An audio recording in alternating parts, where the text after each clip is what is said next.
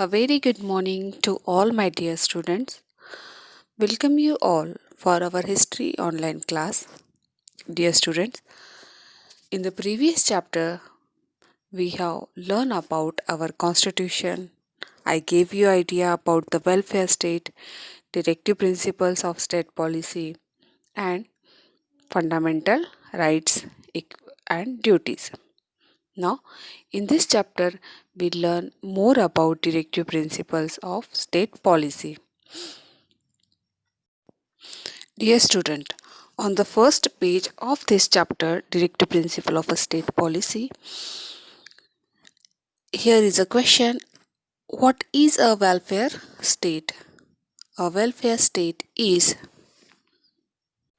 a state which seeks to ensure the maximum happiness of maximum number of people living within its territory. And we can say also a welfare state is a country where citizens are guaranteed a healthy standard of living, equal opportunities, full employment, and a fair distribution of wealth. When India attained independence, it had countless problems and challenges. There were social inequalities, and all the vulnerable sections of the society, such as the women, Dalits, children, were deprived of basic means of livelihood.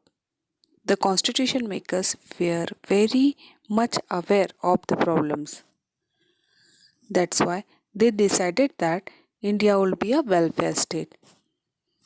As you must have seen, India is described, and we already learned that in our Indian constitution, in the preamble, there is written that sovereign, socialist, secular, democratic republic. Okay. Article 36 to 51 in part 4th of our constitution deal with the directive principles of state policy. These principles give directions to the state to undertake certain policies and programs for the welfare of the people. The purpose of directive principles of state policy was to solve problems of poverty, illiteracy, backwardness, social discrimination, poor condition of health and nutrition.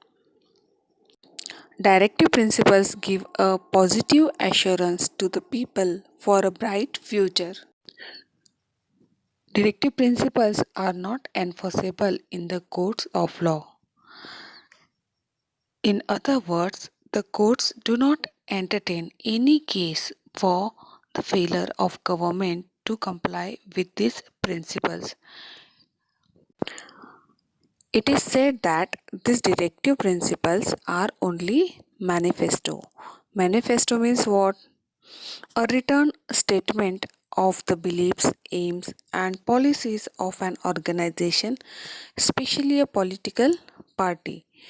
Dear students, we always see that leaders who wants to participate in election, they give their declaration or manifesto to peoples. I will do this type of work, that type of work.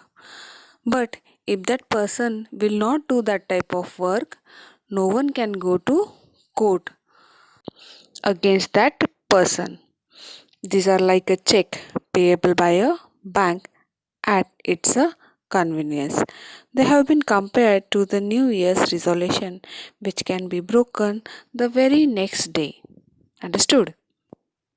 Dear students, I have uploaded two more videos. One is regarding to our fundamental rights and duties.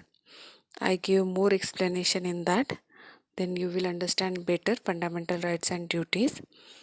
And other is for directive principles. Watch it carefully and kindly refer your history textbook. Then you will understand this chapter better. The same chapter you having in 9th standard also. So pay attention towards all the videos and read this chapter from your textbook. Thank you.